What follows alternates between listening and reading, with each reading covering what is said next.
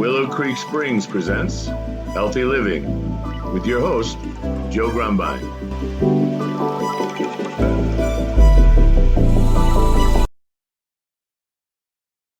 Well, hello and welcome back to the Healthy Living Podcast. I'm your host, Joe Grumbine, and today we're going to have a conversation about sacred medicines. And, just like so many things, there are practices that are potentially really positive for people's health that go back maybe all the way into history. And they have awakenings that happen from time to time. And I believe that, right now we're in sort of a crazy time, but, we've always been in a crazy time. But, spiritual wellness retreats, plant medicines, indigenous practices, these are all very in vogue in a lot of ways. And there are people that are um, profiting from it, capitalizing on it, becoming, quote, famous for it, whatever, all these things. And so be it, right? I mean, it always has happened. It'll always happen. But I want to talk about the sacred element of medicines and what makes that different from the latest thing. And we're going to talk about intentions. We're going to talk about how we treat things. We're going to talk about what we're actually doing, what we're trying to actually do. My experience with sacred medicines goes back, I would have to say, to probably about 1980, maybe 78, I guess, or 70, 77, 78. I was just a kid and I tried cannabis for the first time.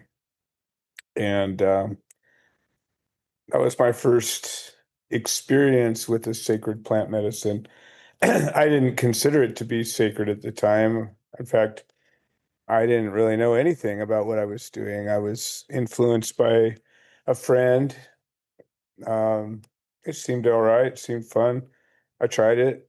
I didn't really get a whole lot from it, but over the next few years, I dabbled here and there and became connected with the plant. But really, the first time I really connected with the plant was, I would have to say it was probably about maybe 1982. And I had some Thai stick that I had gotten. And, that was a pretty important piece of the puzzle back then. If you could get a hold of some Thai stick back then, that was a good experience. And of course, like most of the pot back in those days, it had seeds in it, and I planted my first seed. And so it wasn't so much with the imbibing of the medicine that I connected with this plant, but it was actually growing it. And I can remember as, I don't know, what was I, 13 years old, maybe 12, 13. I remember connecting with this little plant. And we had this little greenhouse that my dad never really went in, and I planted it in there. And over time, it grew up. I didn't know what I was doing. I just had it in a little pot and basically just watered it, but spent time with it and connected with it. And it was a plant that I would go out and visit every day and share my energy with. Now, I wasn't doing that with intention because I had no idea what I was doing. I was a 12-year-old kid. But in some way, shape, or form, the plant connected with me on a deeper level.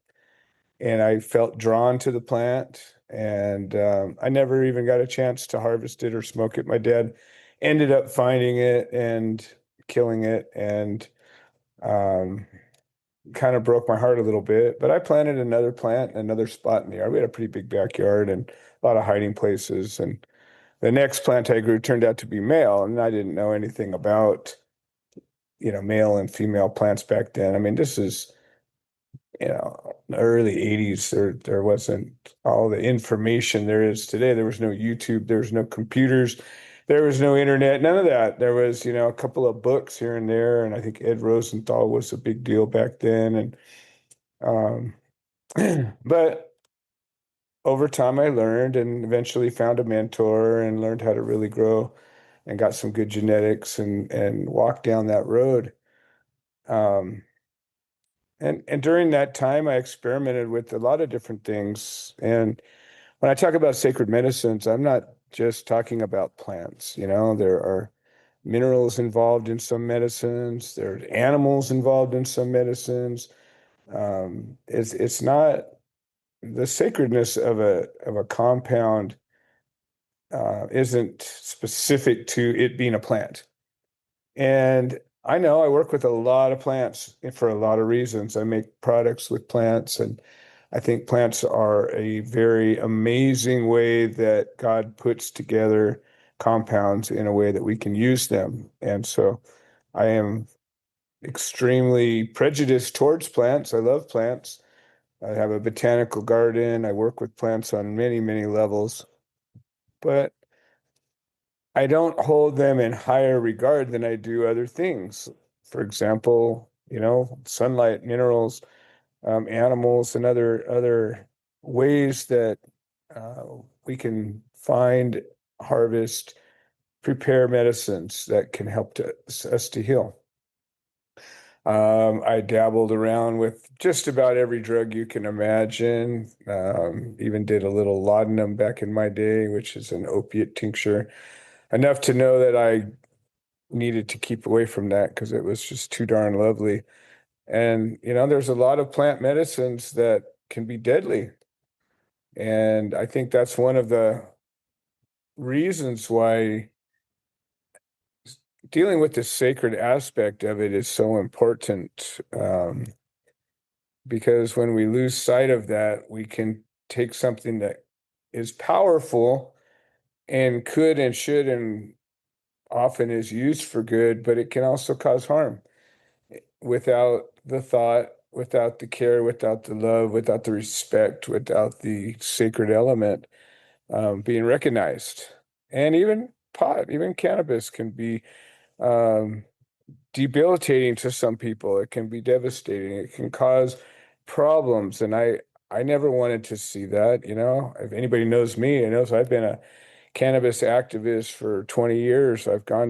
Been locked up for my support of cannabis medicine and helping people. I've more than a few times. I went through a 6-year battle with the government. I stood my ground. I fought for this plant, and I continue to do that on some level, but not in the same way that I used to. And partly because I realized some things that we hold sometimes things in such high regard that we think they can do no harm. And we tell ourselves that and we believe it. But the truth is, anything can cause harm in the wrong hands, um, when it's not respected, when it's abused. And abuse is a word that, we can do with just about any subject. If you can abuse water to the point where you die from it. So if you can do that, any plant that has any possible toxicity level to it could certainly be harmful in the wrong hands, with the wrong intention, in the wrong way. So that's part of what I want to really make sure we address as we're looking at the sacred side of things.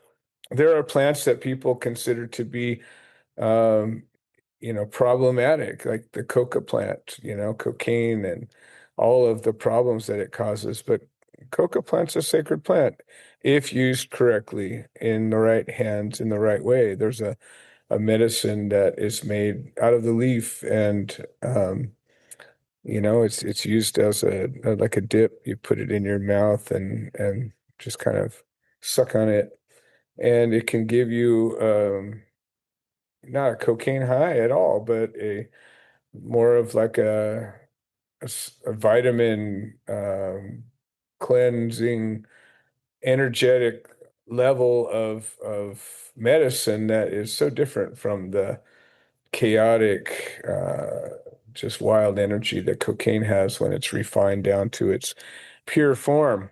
Uh, a lot of the things that plants bring is a double edge, a lot of ethnobotanical plants, which is a term that we used to be used a lot more. I don't know. I don't hear that term very much anymore, but I know that I guess back in the 90s, early 2000s, I was working with a guy what we used to call Farmer Hank, and he collected ethnobotanical seeds. And what these are different plants that are used historically by indigenous people in various areas all around the world.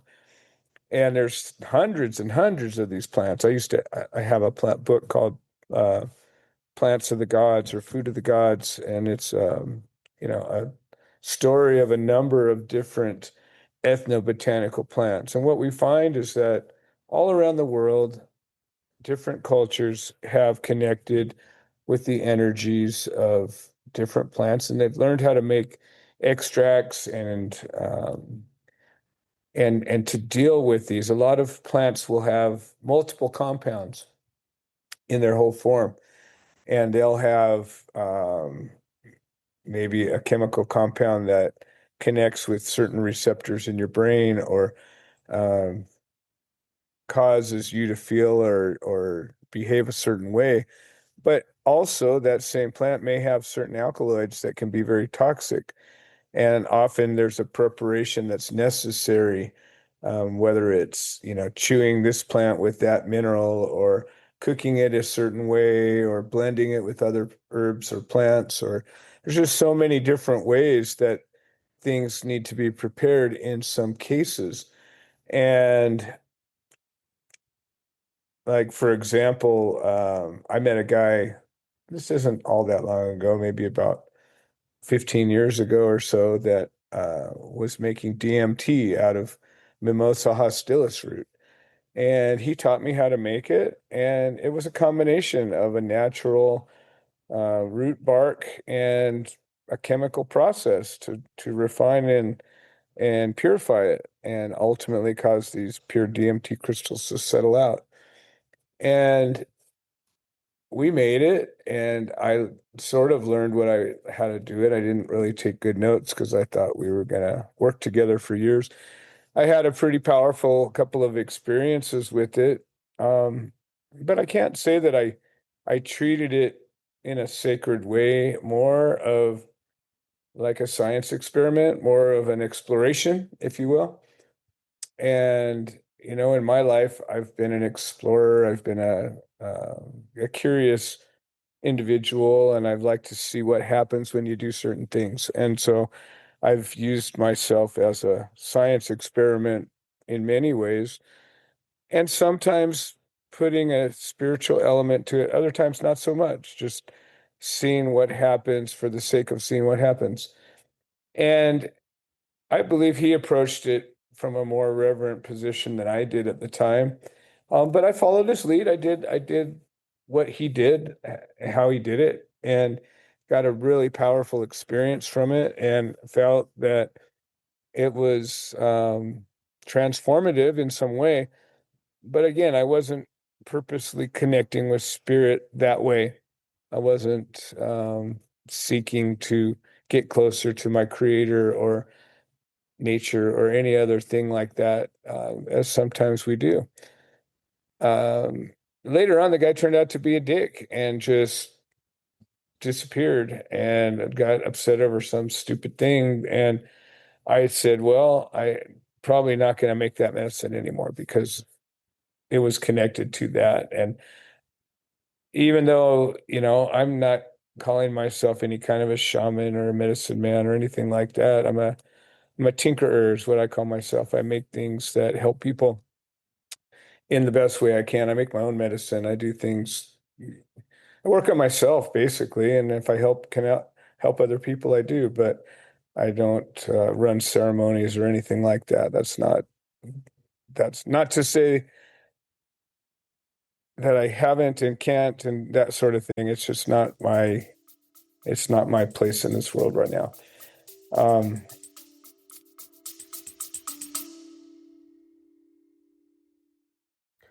Hi, this is Joe Grumbine, and I wanted to share an update. The platform that hosts this podcast has made some changes to the subscriber settings, and we have a number of subscriber-only episodes that we offer to the supporters, and for a minimum of $3 a month, we can get you signed up. And if you're already signed up and you're having some kind of trouble locating these episodes in the other platforms, I would say maybe the best answer is to unsubscribe and then resubscribe. I'm sorry for the hassle. I don't have any way to make a change, but I'm very grateful for all the support. Thank you. And with these ethnobotanicals, there were many of them. I remember back in the time, I mean, this is again almost over 25 years ago. I was working with this guy that was bringing kratom in, and nobody knew about kratom. And we were working with a herb called kanna and lion's tail and Syrian rue and all these different plants. And I remember at the time, I saw a movie, I can't remember what it was called, The Emerald Forest or something, and it was about ayahuasca. And this is again almost 30 years ago, and it was a story about a guy who went into the jungle and worked with some medicine people, and um, his experience with ayahuasca was done as some kind of a snuff. They shoot it up your nose, and how he became the forest. And it was a very interesting story and caused me to be interested in the power of some of these medicines. Now, I've never done ayahuasca to this day. My wife has, but when if and when it calls to me, I will look at it. But that's part of what this conversation is about. Um, with cannabis, it's always been a very recreational plant, but it's also in its recreation is where the medicine can be sometimes. Medicine in a plant can be, a powerful psychedelic experience where you see things that either aren't really there or are there and we normally can't see them, or you experience, sounds on a different level, light, all these different sensory experiences, or they can just be very internal, meditative, message-oriented experience. Or they can just be very relaxing or very uplifting or very contemplative. And cannabis can tap into all those things. And at the same time, it has some powerful medicinal properties at its fingertips. It can attack cancer cells. It can cause sleep to be easily had. It can vanquish anxiety, stress, fears, but it can also bring them. It can cause you to have an appetite when you struggle to have one. It can relieve nausea. For me, going through my cancer experience, that's been a tool that I've been using as a very medicinal experience. Couple little hits, and the nausea and lack of appetite can be diminished and turn around so that I can eat a decent meal and keep my weight strong. These are all very powerful experiences. But today, I spent 40 years playing with this plant and 25 years now, probably about 35 years making medicine with the plant at the same time. And recognizing its value and working with its virtues, but not seeing it in the same sacred light that I do today. Let's just say that. But when I went through the darkest time, as I was, literally on my deathbed with this cancer, and as I began to turn it around, and see the light again, see that I had a chance, and see that I was ultimately gonna win. Um, I connected with the sacred side of it, and it spoke to me in a way that spirits can speak to you. And it said, I can help you. And I was, whoa, you're right. And so for the last maybe 4 or 5 months, I've had a different relationship with this plant. And we have a long history and we have a good history.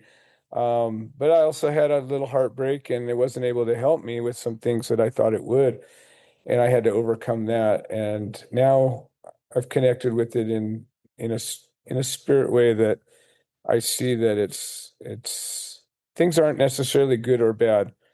Um, it has a lot to do with your intention and how you're connecting with a thing that brings out the good and bad as it applies to you. Um, as I said, I've dabbled with most compounds out there in some way, shape, or form. And I recognize that there are some compounds that are so powerful that I just need to keep them at arm's reach because I don't know how to work with them in a sacred way, and I don't know that I want to. The addictive nature of some things are very difficult. I've recently reestablished a relationship with tobacco. Now, tobacco is a very, very sacred plant, and it's also very, very abused, and it's also very, very potentially dangerous to a lot of people. It when and if abused. But if you work with the sacred side of it, in the sense of you work with its true spirit with reverence and in a sacred way, it's been used historically to carry a prayer. We're human beings, and it's funny. I have a lot of people in my life that I've shared pretty deep experiences with that are spiritual and vulnerable, and my connection to God or source or spirit or creator, whatever, Jesus, all the ways that we express our human experience of something that is not human or even of this world for that matter. We live this three-dimensional, uh, low vibrational life, and even the best of us are just we're animals. And we got to really be honest about that. If you think about the nature of things in the universe and the creative power that is moving things. And again, you can believe what you want. We all will do that. But I believe there's a creative force in this universe that causes everything to happen in a way that I'll never probably understand. And for me to be stuck holding a name or a face or a picture or an image or a set of words that applies to everything as the be all and end all, in my opinion, is limiting.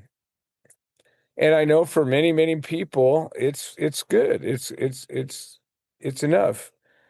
And I suppose it could be enough for me as well. But I believe in the unlimited potential of the human experience. I believe we have inside of us the very particles that is that creative force, and that we have inside of us the ability to connect and become or be or use or express um, that part of us if we figure out or.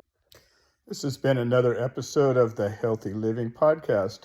We produce this show so that people can share their stories, people that have overcome obstacles, people that are undergoing obstacles. We're building a community of health-minded individuals. If you're interested in supporting the show, please leave a review on the platform you're listening to it on. If you are interested in becoming a guest, please send an email to itsjoegrumbine@gmail.com, or you can send a note into the notes section of the podcast. All right. Well, thank you for supporting this show, and we hope you've enjoyed it.